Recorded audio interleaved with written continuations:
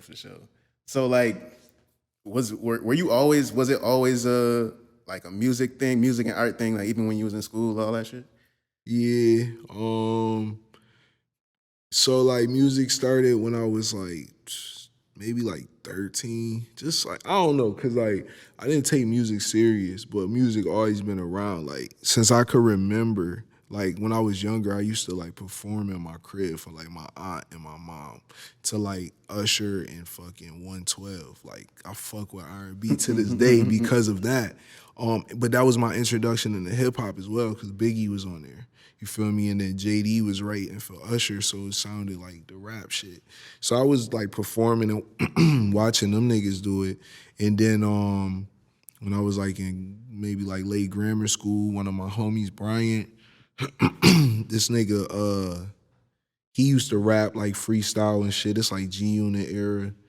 And then I went to high school, and then I met my cousin Monk, Camouflage Monk, and we met at a family reunion and shit. And this nigga was already popping. Like this nigga had the CDs. This nigga was like the littest cousin you could ever imagine. Like this nigga was mad cool. The first time I seen this nigga was just dressed mad crazy. Like style was it. I'm like, yo, what the fuck? Dickies before Dickies hit the town. Like this nigga was always ahead. So like I just used to like be around him and shit. And then I was already doing music like a tiny bit. My man Lynn C took me to the studio. And that was just like we at football practice rapping. Like, let's go to the studio. But the nigga we hustled up like a bank, like $50 at the time. You know, that was a lot. Hustled that shit up and went to the nigga Future. Future is a producer in Buffalo.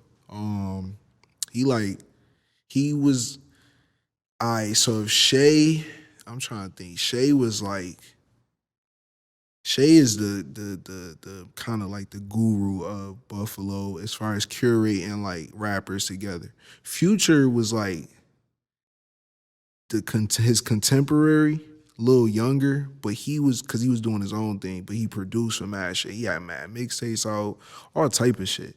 So I went to his studio, we recorded, but it was like I was using raps from my brother, like I was taking shit. It wasn't really serious. And then when I met my cousin, my aunt passed, wrote a song to this Alchemist beat, Hold You Down. And then, so it's funny how that shit worked. And then it was Prodigy, Hold You Down. Wrote to that, G was like, or Monk was like, yo, you gotta stay with me. Like, the nigga really was like, yo, I'm signing you. This shit was funny as hell. I look back, but we is so serious. He like, yo, I'm signing you, and you ain't never gotta look back. Like, we like I'm like 14. End up quitting football. Like, I'm playing football at the time. So it's like, my shit is sports. After that shit, I'm like, man, fuck practice. I already didn't want to practice. I just want to go to the games. He was looking for a reason? Hell yeah, man. I ain't gonna front, man. You feel me? I already had like a little, and my mom was like a teen mom's like little coach. So it was like I was already smooth with it. But then I'm like, this shit was so much fun, like rapping in 2005. But like, we jumped off the porch. Niggas had a studio.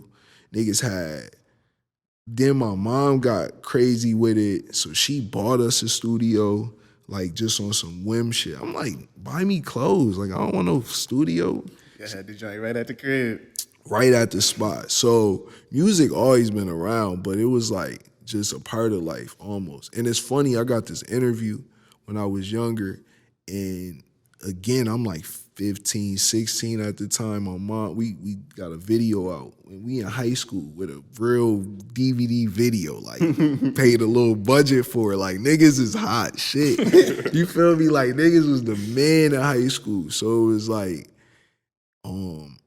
in the interview, they asked, like, you know, what you see in 5 years and blah, blah. Everybody's talking about this grandiose shit. And I just remember saying, like, as long as it don't become a job, like, I do this as long as it don't become a job. And I'm like 15 at the time. And I look back like, damn, I was really serious about it, because I didn't take it serious, because I'm like, damn, it's so much of a job to do. But it was always there. I was always making music, always in the studio, always with niggas making music. Ski's my best friend. This nigga lived like 2 blocks away from me.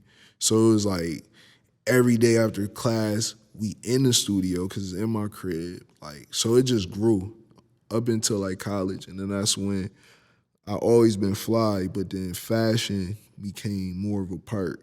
And then that's when the fashion grew and shit like that. When you went to college is when the fashion grew? Like more so when I got into it, like as far as like designing and the business of it. Like before, like I made t-shirts in high school. But then like when I got older, like maybe my freshman, sophomore year, that's when we started 1990s. And it was just like it was one of the first streetwear brands like of the new millennium in Buffalo. Me and my man Mitch, Arizona.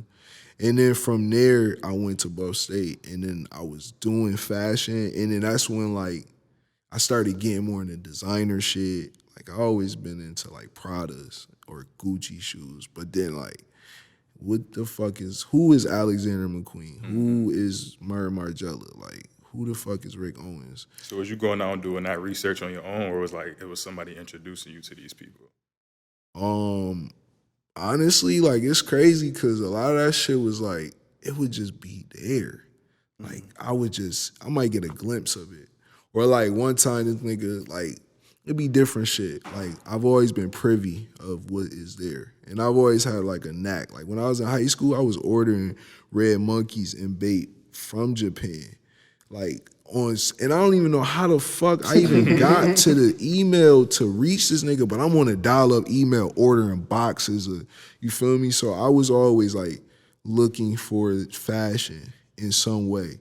And then like I started linking with like niggas that was on to different shit, and I'll see it and then be like, do my own research. So like my man's, he was more into like Stella McCartney. And I always hear that name, but I'm like, oh, let me see what the fuck this about.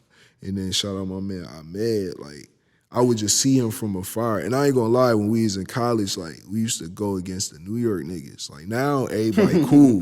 We all family. Shout out all my niggas in the city. You feel me? Because I got love in the city. Used to be a thing, like. But at the time, it was like all my life I had to go, like it was like a fight with fashion to prove that niggas was fly from where I was from. But it wasn't like intentional. It was just like, just pull up on the scene and they like trying to front on niggas like, whoa, what is this?